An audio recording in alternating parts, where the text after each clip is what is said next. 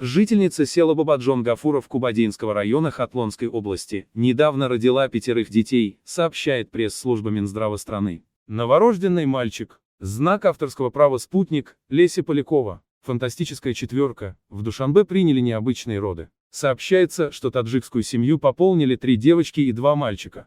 Женщина находилась под медицинским наблюдением в учреждении с 11 декабря, а родила 30 декабря. На следующий день, 31 декабря, учреждение посетила заместитель министра здравоохранения и социальной защиты населения Таджикистана Зульфия Абдусамадзода, чтобы ознакомиться с состоянием здоровья роженицы и ее детей. Невероятно редкий случай, в Узбекистане женщина родила 4 близнецов.